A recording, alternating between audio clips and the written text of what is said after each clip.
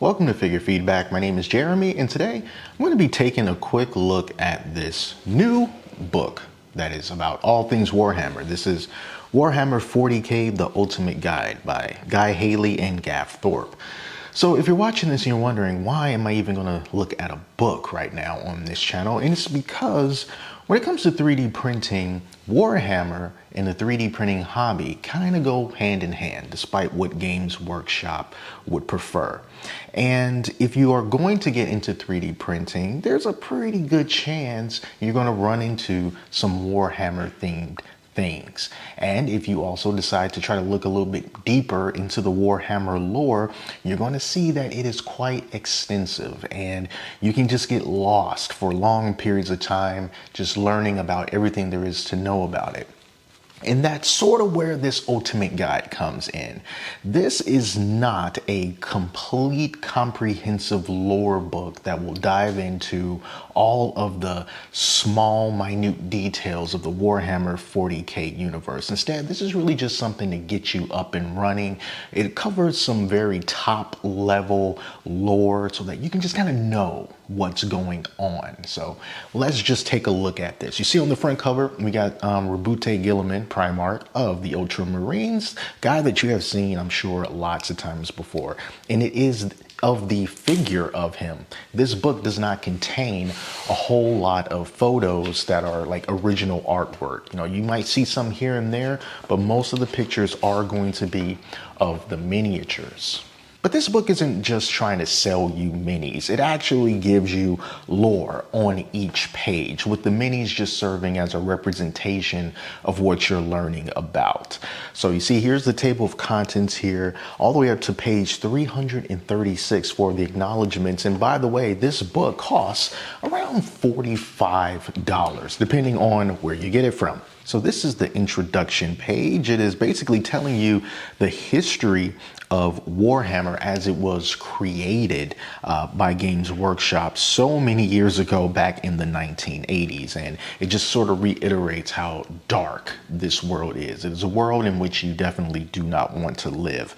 But I did see something inside of this text that I thought was very interesting. In case you were just wondering, out of all of the books and all of the games and all of the everything about Warhammer, if they were to ever decide to end this series, how would it end? Would it be a happy ending? Well, I found it very interesting that here on this page, at the bottom it says, but no matter what, it must never be forgotten that it is a dark tale. The tale of the end times. For in the grim darkness of the far future, there is only war. This is a tale of the end times. So I would imagine if Warhammer 40K were to ever end, it won't end in our favor. So anyway, it just starts off giving you a history of Warhammer Games Workshop all the way back to 1977 with a White Dwarf newsletter, and then all the way up to 2024 and new products such as this big old statue of Titus from the Ultramarines in the Space Marine 2 video game. It also talks about the different paints that Citadel has created. It talks about a little bit of the history of that. And then once that goes out of the way, now we're starting to learn more about the world, starting off with this dying empire here. Gives you a quick timeline synopsis of some of the major events in the Warhammer 40K universe. Tells you about the Materium and the Warp, the Dark Age of technology. It tells you about the Emperor. Again, the very top layer of what it is about. It doesn't go deep into everything that the Emperor has done and all these different kinds of theories and stuff. It just tells you who the guy is in the major events. And then it goes into the different characters and some of the different chapters and groups basically in Warhammer. So it's going to start off with the Space Marines, of course, but then it breaks down into all of the different Space Marine chapters. So of course it's going to start with the Ultramarines, and it's going over not just, hey, look at this mini, but it's actually telling you who some of these named people are, and it's also letting you know what the various accessories and insignias that's on them actually mean. So we have here Tigerius right here, and then we have the Victrix Guard, we have Rabute Gilliman right here, talks about him, talks about Ultramar, and then for like some of the regular Space Marines and the different squads that they have and what their different ranks and things mean, all that is just broken down right here. And this particular section talks about the Codex Astartes. Again, it's just like a paragraph, it doesn't go deep, but it gives you that top level lore. And it does this for all of the Space Marine chapters, although for the Ultramarines, it goes a bit deeper into it because, of course, they're Ultramarines. And they tell you all about the armor, the weapons. We got intercessors here. We have captains, lieutenants. It tells you what the numbers on their pauldrons mean. It tells you about the flag bearers for the chapter Ancients. It even goes into some dreadnoughts a little bit later down the line. And then for some of the more prominent Ultramarines like Calgar here, it gives him a nice 2-page spread specifically talking about him.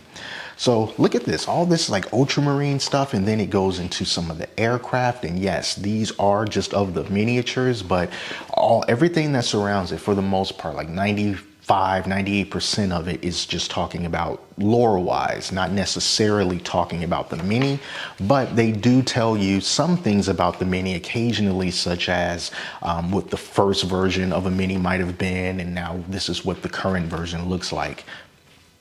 And now we got some dreadnoughts here, which is like some of the saddest yet almost coolest thing that the Space Marines have access to. Basically, a Space Marine that is pretty much on the brink of death being placed into this machine as like a living sarcophagus, and then they're awakened when they need to fight, and then they get put back to sleep when the fight is over, and they're in there for the rest of their days because it sustains their life. Now, when you're done with the Ultramarines, it moves on to the Dark Angels, and then the pages, it doesn't go as deep with the other chapters as it does with the Ultramarines. You get 1 or 2 pages. So we got Blood Angels, Space Wolves. These are just loyalists, White Scars, Imperial Fists, and Iron Hands.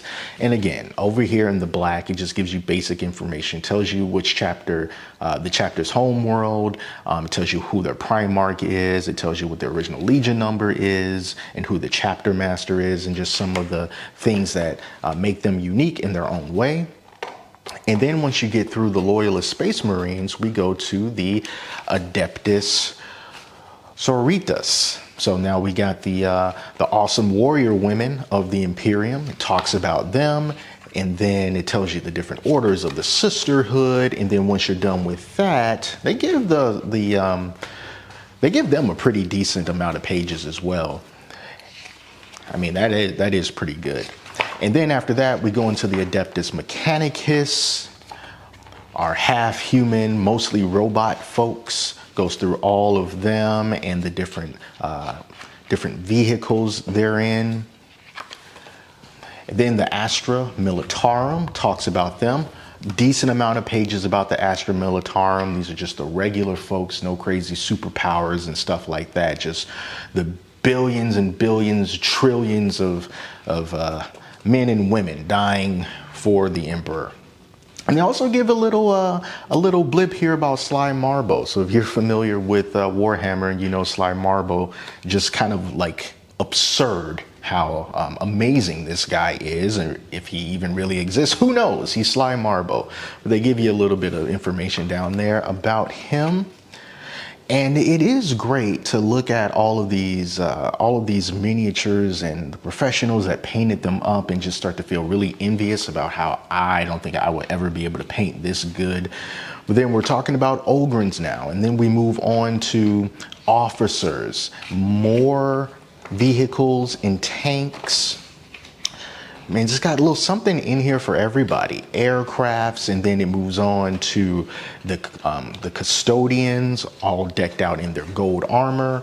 Moves over from custodians to the other Imperial forces, which I think is really cool because now we get to talk about the Inquisition, and then we move on to Imperial Knights and what they're all about. It's just really cool stuff. And then, of course, there's Chaos near the back. Talks about all the different Chaos guys. They all have their own little section here.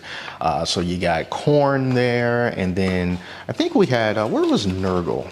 I could have sworn there's Nurgle. There he is. All right, so we got Nurgle, we got Slaanesh, we got Khorne, we have all of the Chaos gods and all the demons that we tend to see them with, and some of the greater demons and stuff like that. Chaos Space Marines are in here as well. You pretty much get the gist of what this book is about. You know, it's just kind of going over all of the different factions and characters, and just really things that will help you to have a better knowledge about what you are experiencing in this world. So it just goes through all of the different Chaos Space Marines and the different enemies and allies of Chaos. And then it goes to the Xenos, so the aliens. We got orcs. Everyone loves orcs. I love orcs. So we got orcs in here. And then from the orcs, we also have a pretty decent spread about the Tyranids as well. There's the Tyranids right there.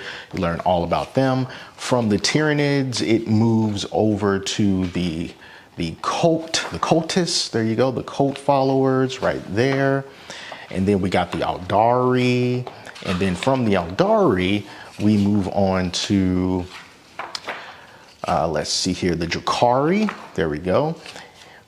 And if I had to align myself with the Xenos faction, it would be the next one here, and it would definitely be the Tau. The Tau seem to be, I guess, the most tolerant of them all. Don't get me wrong, they'll kill you too if you don't join them. But at the same time, I would rather live under the Tau than the Imperium, you know what I mean? But anyway, it goes through that. And then as we get almost to the end of the book, we go to the Necrons. And I think the Necrons is going to round out what this book is about. Oh, no. At the very back, I thought the Necrons were the last ones. Leagues of Votan. The dwarves, basically, the space dwarves, which from what I understand, they don't really talk too much about them. Votan, I think I say Votan, whatever. But hopefully these guys will get a little bit more lore because, hey, they're like space dwarves. And then there's a scale guide in the back. And this is definitely, you know, for your mini lovers, but it's just 2 pages and then the index in the back. So over 300 pages of different things that you can read in this particular book. And I think that it is a very good way for you to just have a, like I said, top level knowledge of what's going on and the different characters and factions within this particular world. And then, you know, if you're going to be doing some 3D printing, this will definitely give you an idea of which faction you think you would most align yourself with and which ones you think are the coolest. And even if you don't want to play the game and you just want to paint the models, this also just gives you a good idea of what you're going to be dealing with. And since you're going to be printing things that look like these and they're going to be different proxies for them, then why not just learn a little bit more about where the originals came from? So that is basically what the Warhammer 40K Ultimate Guide is about. You can pick this up pretty much anywhere. Amazon right now, it is not available. It's on back order for like 1 or 2 months or something like that. But if you have a Books A Million near you, it may be there and you can buy it online, or Barnes and Noble, which is where I got this from. It was available in the store. And like I said, it was 45 bucks. So that is pretty much it. Thank you guys so much for watching. Till next time, take care of yourselves and I'll speak to you soon.